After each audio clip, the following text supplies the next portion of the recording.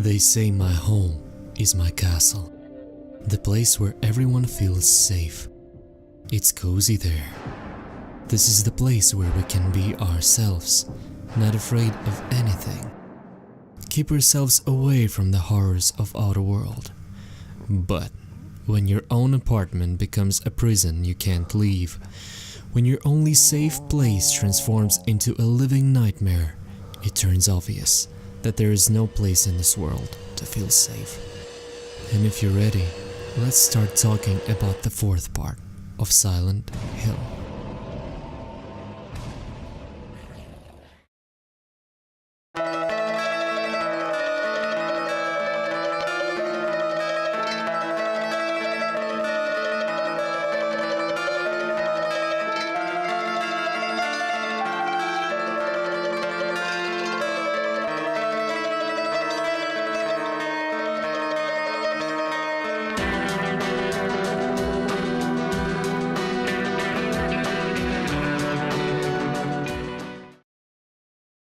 The release of the fourth part of the game was quite a surprise for many players, since it was released in June 2004, after slightly less than a year after release of Silent Hill 3. The thing is that those games were being developed at the same time, that's why difference between releases was not so big. The fourth part got the subhead The Room, and it was really different from the gameplay mechanics of previous parts. And considering the plot had almost no connection with the first three games. Based on these facts, many fans had a point that at first it was a project called simply The Room, and at the very last moment it was decided to make this one a part of the franchise, exceptionally because of some marketing thoughts. However, a little bit later the workers of Team Silent disproved that guess, claiming that they have always wanted to make another Silent Hill game. So-called spin-off of the main franchise, and that's why many things here are very different. It's already hard to say how it was back then. Just let's take a closer look at this game and find out why this part is considered one of the most ambiguous in the franchise.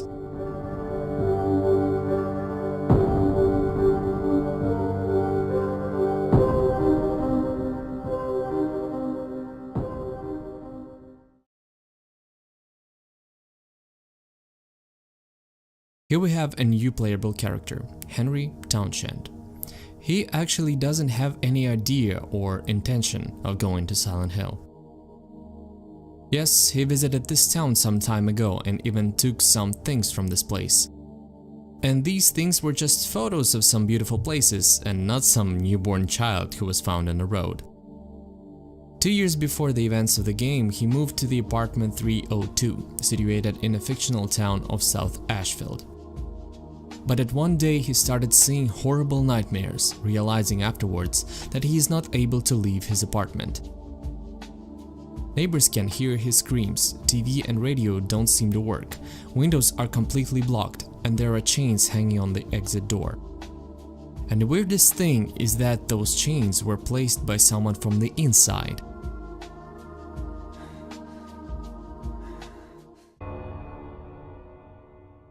What the hell? What's going on here? On the fifth day of his imprisonment, Henry finds a very interesting discovery. There is a huge hole in the bathroom and different voices are heard from it. Since there are no other options of leaving the apartment, he tries to examine this hole, which turned out to be much deeper than he had thought.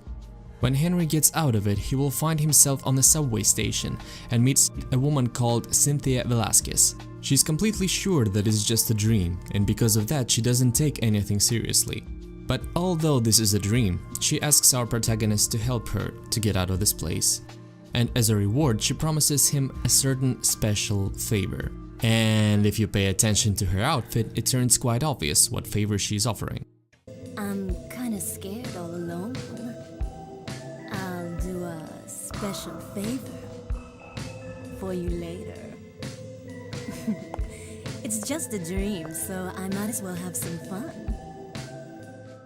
But she'll feel sick soon enough and will hide in the closest toilet room, and Henry in the meantime will be attacked by a pack of monstrous dogs. After defeating them, Henry decides to find out whether Cynthia is fine, but doesn't find her in the toilet room. But instead of that, he finds the hole in the wall, which looked really similar to the one he saw in his apartment. After going through it, he woke up in his apartment again, and there are actually a lot of interesting things in it. Many things to find and observe. In general, the room in this game is a very unique and interesting innovation, but as usual, I'll tell you about it after retelling the plot. Henry returns back to the subway through the hole and starts looking for Cynthia, and he finds her trapped in one of the subway cars. Despite the dominance of monsters, our heroes manage to unite, but not for long. From this moment, Henry will be able to hear her via loudspeaker communication system. She says that she was able to find a way out and asks Henry to come to ticket barriers. When Henry gets there, he finds out that something horrible happened to Cynthia. She's lying on the floor in the cashier's cabin,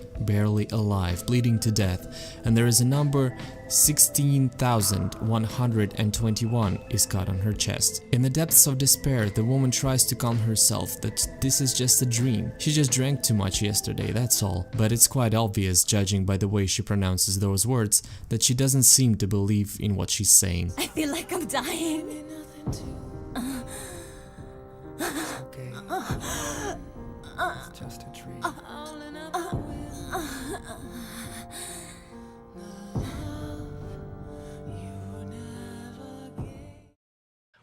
After Cynthia's death, Henry suddenly wakes up in his room, goes to the bathroom and notices that the hole has become bigger. And again, after going through, he will find himself in a certain forest. But it's not some ordinary forest. This forest is situated in the neighborhood of, finally, Silent Hill. Here, Henry will meet a young, stuttering guy, Jasper Gain. He's a fan of everything paranormal, supernatural and creepy. He's come to Silent Hill in order to find out more information about the cult of Silent Hill, since there is a wish house situated in the forest, an orphan home that belonged to the cult, where the younger generation were taught of all cobwebs and beliefs. But now this building is abandoned. They go into the house, and while Henry was dealing with the notes on the first floor, Jasper managed to get into one of the rooms. From this room, Henry could hear screams and saw the smoke coming out. Henry runs into the room and finds Jasper aflame. He's holding a chandelier and cuts number 17,121 on his own chest. Then he screams out that he's finally met the devil and dies afterwards. I finally met him! The one the nosy guy talked about! The devil!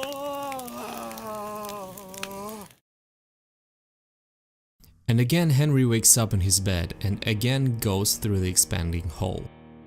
The next place he's about to visit is a water prison, situated somewhere in the middle of the Toluca Lake. This is a cylindrical concrete building with prison cells on different levels. In one of them, Henry will be able to find Andrew DeSalvo, the watchman of this prison. He asks Henry to help get him out, otherwise somebody will come after him. After his release, we will find him in a company with an unknown little boy. Andrew is definitely begging for something, but the unknown boy doesn't answer. We only find out his name, Walter Salomon. And after some time of running, Henry will find Andrew's dead body in the water, with a number on his chest, 18,121.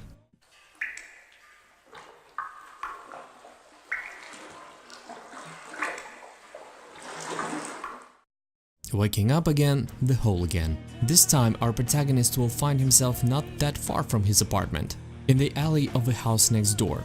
When he reaches the hotel standing not far from that place, a person called Richard Brantree will literally fall on him, his neighbor who lives in the same building with Henry.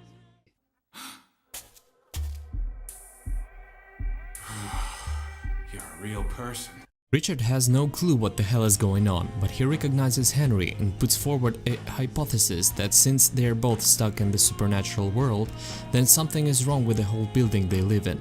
Also, he mentions the other guy who used to live in the room 302 before Henry, a journalist who started behaving extremely strange and stopped leaving his apartment after some time just like Henry, and is claimed missing in the end. It becomes obvious that he was trapped just like our protagonist. Wait. Watch out for that kid. After some time, Henry will notice his neighbor with the same boy he saw in the water prison. Richard thinks that the boy definitely knows more about what's happening around than anyone else. He threatens the boy with a gun, trying to pull out the information from him. But he shouldn't have done that. It all ended up with no good for him.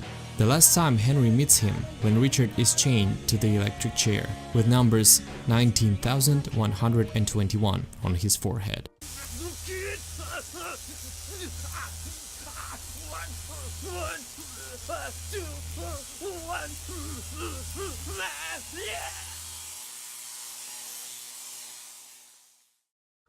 After waking up again and going through the hole, Henry will find himself not somewhere, but in the building he lives. But the exit is far away, since the whole building is now situated in a supernatural world. Henry sees a person with long hair who's knocking the door number 303, where Aileen Galvin is living. Our protagonist had a chance to sneak up on her through the interstice in the wall. But as I've already said, I'll talk about it later. Later, a pretty big part of the game is connected with attempts to enter this apartment. But when Henry manages to do that, it's already too late. Aileen is lying on the floor, bleeding. There is a number on her bag, 20,121. And, already familiar to us, little boy Walter Sullivan is standing in front of her.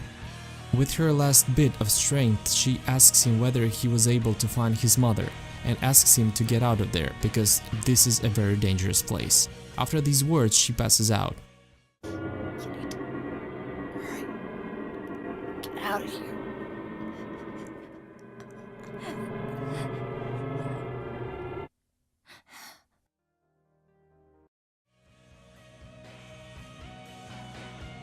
But it all happens to be not so sad. In the end, she didn't die. She was just injured. She was brought to the hospital of St. Jerome. And as you may guess, this is the place where the other hole led Henry to. And I say the other on purpose, since the hole in the bathroom was blocked, but Henry managed to find another one that was hidden in a smaller room. In one of the chambers, Henry finds a bandaged Aileen. Of course, she doesn't have a clue about what's happening, so she decides to follow Henry. All the more, he offers to leave the place through the hole. But it turns out that it's not so easy. Only Henry is able to go through it. Aileen simply doesn't see it, so she won't be able to leave this place. It seems like a dead end, but the help came from the last place they expected. Someone puts a letter under the entrance door from the unknown Joseph. It's written there that if Henry wants to end all this, he has to go into the very depth of this nightmare in order to learn the truth. According to Aileen, that letter was probably written by the former owner of the apartment 302, Joseph Schreiber. He was a journalist and carried out a religious investigation that considered Walter Sullivan. This is the only lead they have. Then they find a huge heliform stairs. They go down to the heart of this nightmare, visiting places they have already visited during the game. At the same time, a lot of strange and horrible things happen in Henry's room, about which we'll talk a bit later. In the very end, they will find an entrance door leading to the apartment 302, but it looks different. Everything is whitish, the furniture is moved and the ritual candles are placed all over the apartment. And at that moment, from the ceiling, a ghost of Joseph Schreiber appears, a former owner of this apartment. He will tell many secrets to our heroes that he dug out along his investigation. And for now, let's investigate what's been happening. First of all, who's that long-haired guy? His name is Walter Sullivan. Yeah, you heard that right. This guy and that little boy is the same person. And now I'll tell you his story. It all started 34 years before the events of the game. He was born in Asheville City in the apartment 302. His mother and father abandoned him and fled to an unknown location. Later he was found by a watchman, attention, Frank Sunderland. And now guess whose father that man is. He took the baby to a hospital and saved baby's umbilical cord for some reason. After some time, this poor boy was sent to the Wish House orphanage, which was the property of the cult of Silent Hill, as we remember. He spent several years there and at what moment met Delia Gillespie, who told him that Walter's mother is in Asheville, but now she's asleep. Seemed like another fanatic rubbish, but Walter took her words seriously and literally. In that case, he thought that his mom was the room number 302.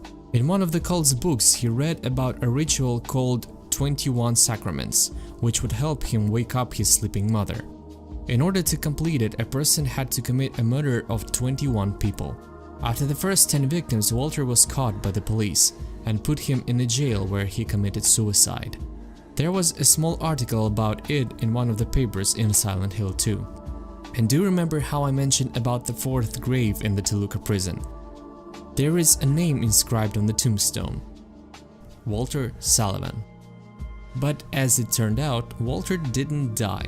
Probably the police caught a wrong person. Nevertheless, Walter didn't live much longer, since the 11th murder was self-sacrifice. And he committed suicide in the room 302, and his corpse is actually still there. Henry finds him when he breaks the false wall in the corridor. After his death, Walter became a ghost and continued his ritual in that form. And now we are able to understand the meaning of those numbers on victims' bodies. Those are neither 16,121, nor 17,121, and nor 18,121. These are 16 out of 21, 17 out of 21, etc. After his own death, Sullivan killed 8 more people, 4 of which we could see in the game. And there are only 2 left, Aileen and Henry. Numbers 20 and 21. The ritual is about to be completed, and Joseph says that the only way to stop Walter is, strangely enough, to kill him. Kill. Kill. Kill.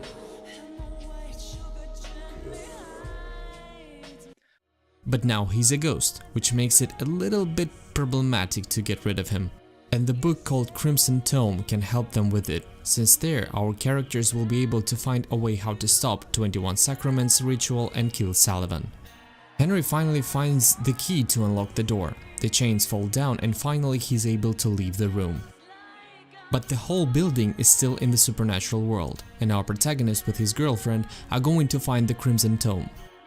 From that book they find out that this ritual won't bring Walter's mother back, but will summon the devil to this world. In order to stop it, our characters have to complete the following actions. First of all, find a part of the original body of Walter Sullivan. Then lance his new body with 8 spears, and only after that he will become vulnerable and his body will become mortal. They will be able to find a part of his body later. That exact piece of umbilical cord which Frank Sunderland refused to get rid of and has been keeping all this time. He is such a crazy person. Well, his son follows father's steps after all.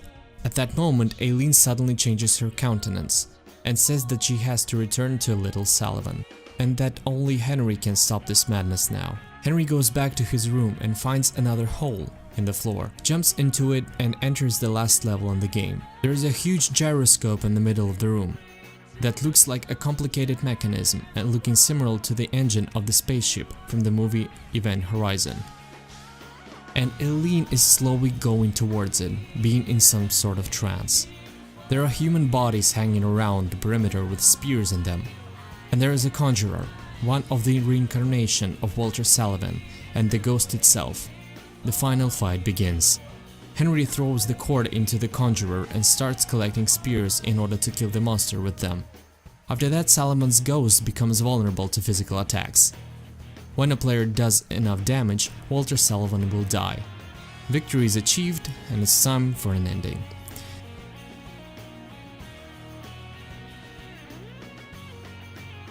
This time the finale depends on 2 factors. The first one is whether Aileen is still alive or not. As I've already told you, she's going slowly towards a gigantic gyroscope. And if the battle with boss happens to be long enough, she has all chances to die right there.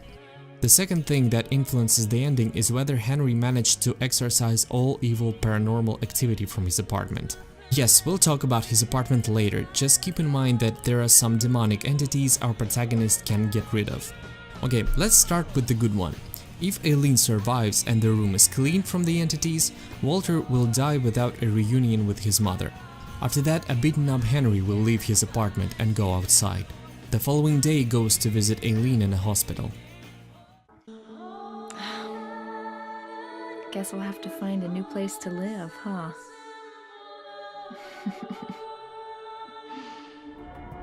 Everything will go slightly different if a player didn't manage to clear all the apartment from the supernatural entities. After this scene in hospital, our protagonist will say that he finally will be able to return to the apartment again, but it will be full of demons there.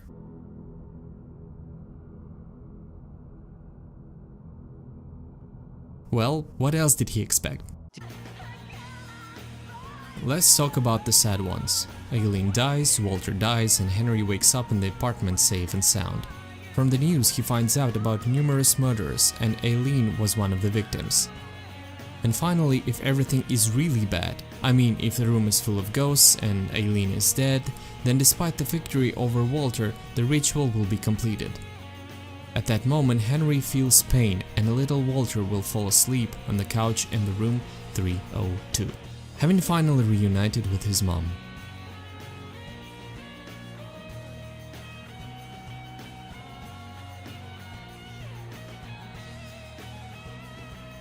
That was the fourth Silent Hill from the perspective of the plot. As you can see, it's barely connected to the previous parts and the town of Silent Hill itself. But this game also had many small changes in terms of the gameplay.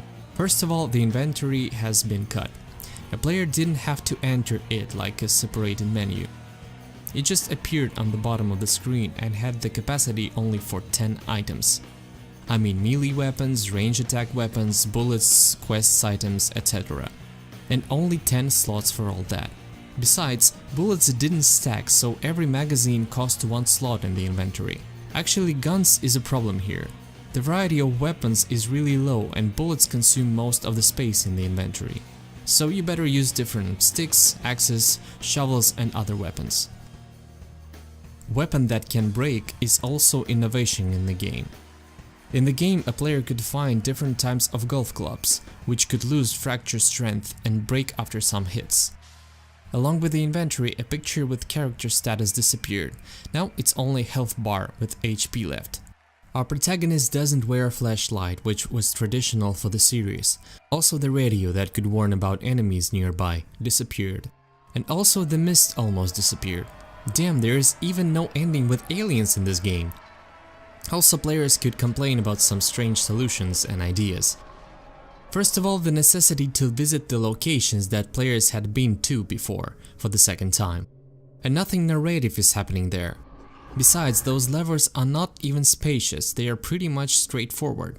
For comparison, here you see the map of the hospital from Silent Hill 2. And here's the map from the fourth one. Besides, the levels are furnished extremely poor. No details and additional items, just walls covered with same textures mostly. In general, the graphics of the fourth game in comparison with the second, and more than that, the third one, became degraded. The light is poor, textures are not detailed, except for the faces are still not bad. But there was one more problem, some unknown outlines that players could see around characters in the cutscenes. Either the depth of field is really messed up, or just the developers didn't do everything properly. It actually looks like as if the publisher pushed and hastened the developers. All facts described above is a good proof to that, but still there were some innovations that worked extremely well, both on the gameplay and the atmosphere. Of course, this is the apartment of the room I promised to tell you about so many times. When a player is inside it, the camera turns into the first person, and this is the only place a player can calm down and relax a bit. It is allowed to save there, put unnecessary things into a chest, and health automatically restores.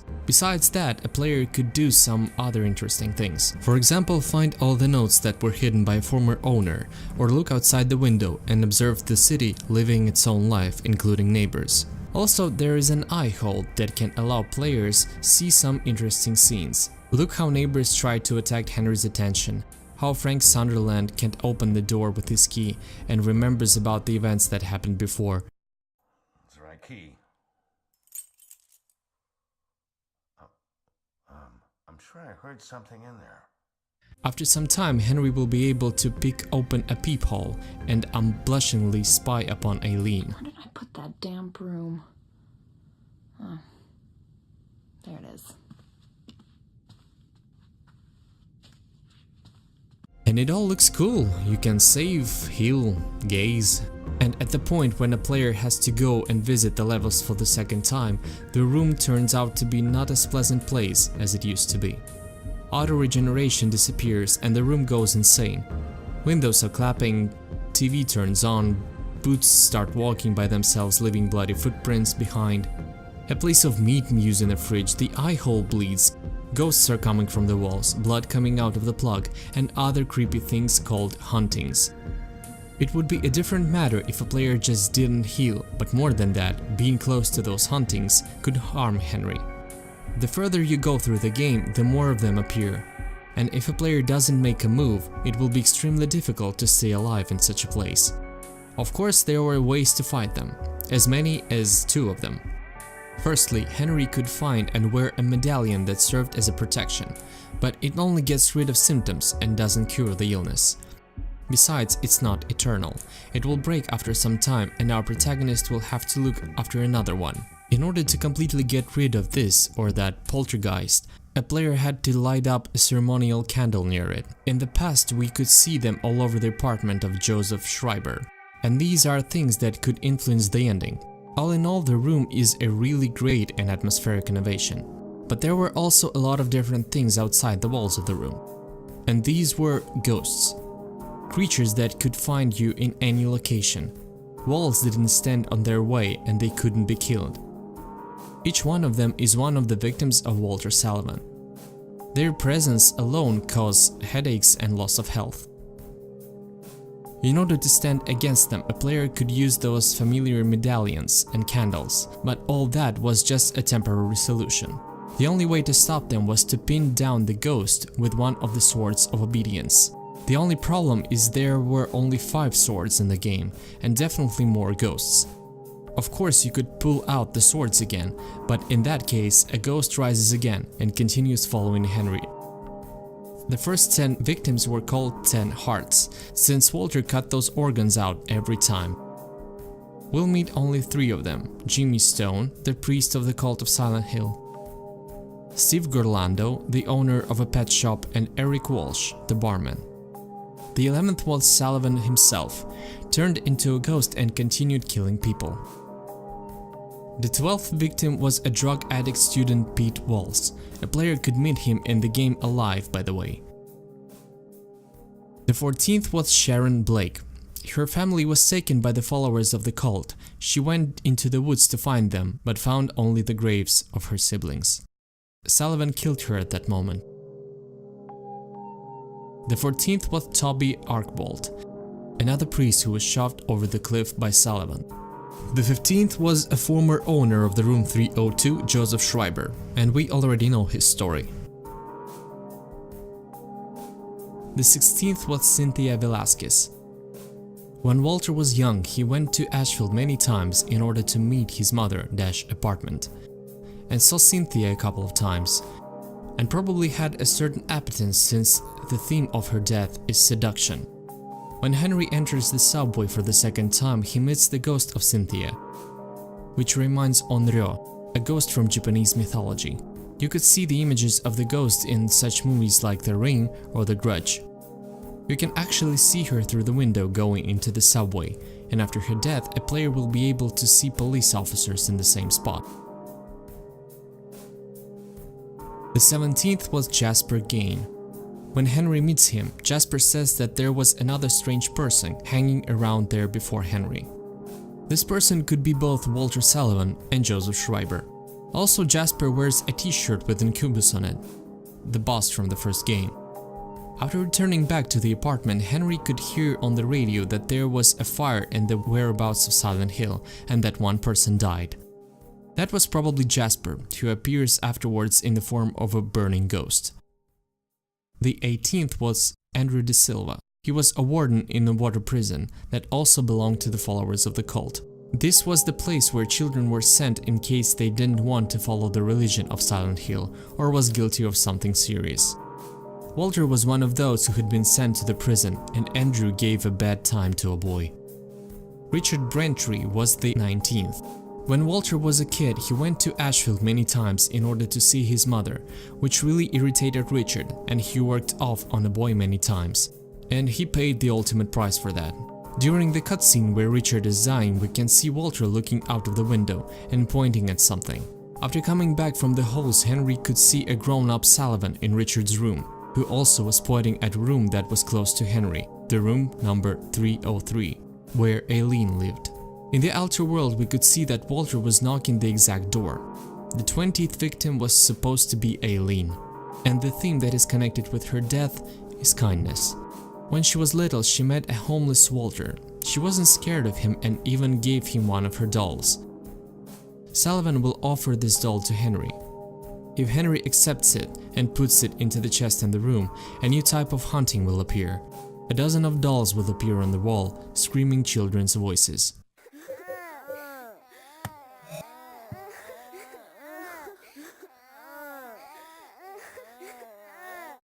When Henry meets Aileen in hospital, she will join him in his adventures. But unlike companions from the other Silent Hill games, a player could arm her up. Arm her with purse or part of chain. This way she'll be helping to fight against monsters. But a player shouldn't rely on her too much. She cannot be killed, but the more damage she gets, the more the curse will affect her in the end. You can see that by noticing more and more bloodstains on her body. Depending on that, she will behave differently in the last level. She may even start beating him up actually. But the main thing, the more she's injured, the faster she'll be going towards Death Machine, shortening the time given for the final battle. Besides ghosts, there were ordinary monsters that could be killed. But this time there is hardly any point of describing the symbolism of these monsters, since the Lost Memories book has ended. And even those guesses and explanations that players offer are not that interesting. At first, players meet not exactly original or unique monsters, like sniffer dogs, dogs with long tongues, hummers, huge flying mosquitoes, tremor on walls or growing from dead bodies or floor toadstools, the symbol of death and decomposition. And these mushrooms are quite inoffensive if you don't touch them. The guys coming out of walls and swinging their hands all over the place are much more dangerous, and you can knock them down just for a short period of time. Speaking about wheelchairs, there is no way to defeat them at all. Yep, just ordinary wheelchairs moving around. Henry has a headache because of them, but the further you go, the more difficult enemies become. I would like to point out only the monster called Twin Victim. Two concrescent children covered by a black matter and uses its hands to move around. This is the 7th and the 8th victims of Sullivan, Billy and Miriam Locane.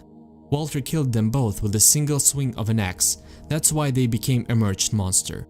By the way, they're the only victims who turned into monsters and didn't become ghosts. Then we meet more aggressive types of monsters, like Gumhead, who behave a lot like monkeys. They even sound the same way. After some time they will become even stronger and take some kind of weapon, like a pipe or golf club. All in all, those monkeys will evolve.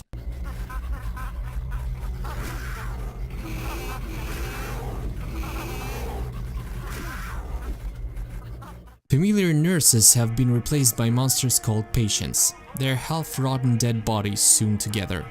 They use a metal pipe as a weapon, and if they take damage they will sound like a burp. And that's the only interesting thing about them, I guess.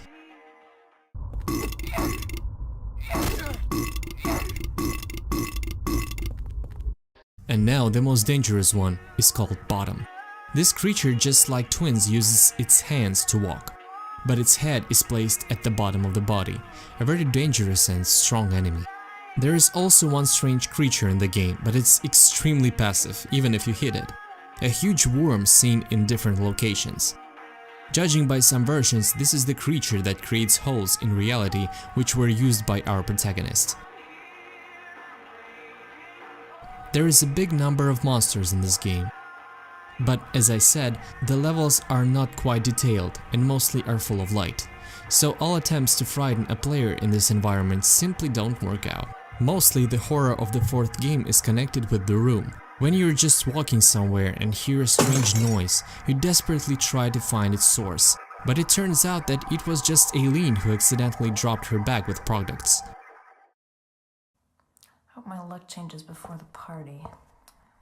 After that you calm down a bit, think that everything's okay, but then the sound returns and repeats itself after a certain period of time. You feel uncomfortable again you start looking for the source, but again, it's just Eileen sweeping up the mess she created.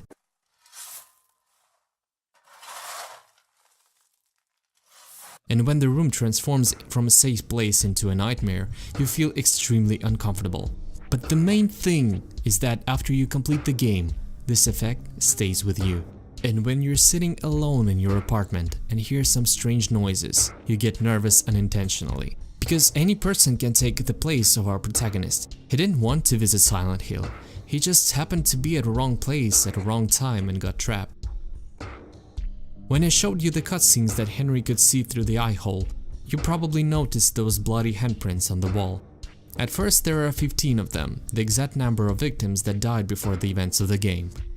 And after every new victim, another handprint will appear. Besides narrative cutscenes, a player could see some really scary things. For example, sometimes Walter Sullivan will appear there, looking steadily right at the door.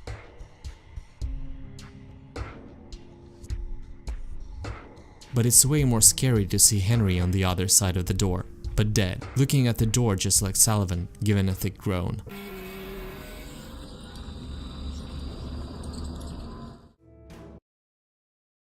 In one of the chambers in the hospital, a player could see a rather terrifying picture. A huge head of Eileen stuck in the middle of the room, and her eyes will be following Henry as he walks around. There is a very interesting situation rises in the forest. If you pick a key from the wish house, you'll see the lettering. The holder of this key will wander for eternity. And it's true. As long as Henry keeps this key in his inventory, the location will be looped and will repeat itself over and over, not letting Henry reach the wish house. There is a rather interesting solution to this puzzle.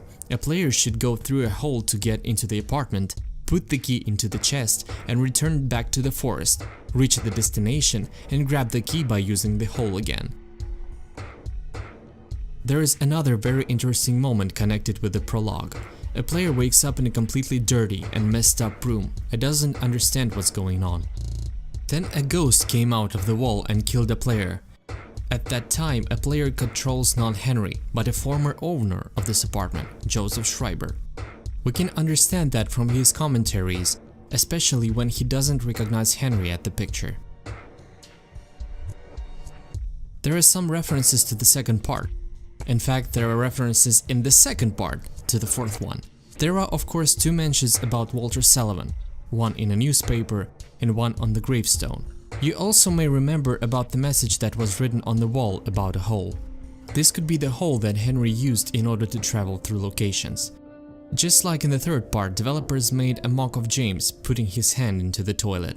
There is one moment when a player can choose to put Henry's hand into the toilet, but Henry will reject to do that. There were some references to Silent Hill 3 as well. Robbie the Rabbit in two of his forms. One of them is lying on the bed of Eileen's room, and another one is an air balloon a player may notice sometimes in a window. After a walkthrough, as a tradition, different bonuses could be opened. 2 new modes. In the beginning, a player could find all kinds of weapons in the game. In the first case, Henry could carry all of them and start his new story. And the second mode, Henry could grab only the one kind of weapon and use it till the very end. There were also 2 bonus weapons, a chainsaw for Henry and an assault rifle for Eileen. And also some skins, but only for girls, Cynthia and Eileen. Cynthia wore even more revealing clothes, and the second girl wore a nurse's outfit. Silent Hill 4 was released almost simultaneously on 3 platforms: PlayStation 2, Xbox and PC. And as usual, PC version was not that good. The version had FPS drops to 15 frames and the outlines were much more noticeable. The fourth part was a crucial moment in the series, since after its release, Team Silent was split up and the development of the games was entrusted to the outsourcing studios. And the franchise started losing its quality. Some say that it all started from the 4th game, and some think that the 4th part was the last classic Silent Hill. But you can't deny that the room had its own dark atmosphere, with an interesting and twisted plot. After finishing the game, you feel a bit uncomfortable in the walls of your own apartment, and I think that says a lot.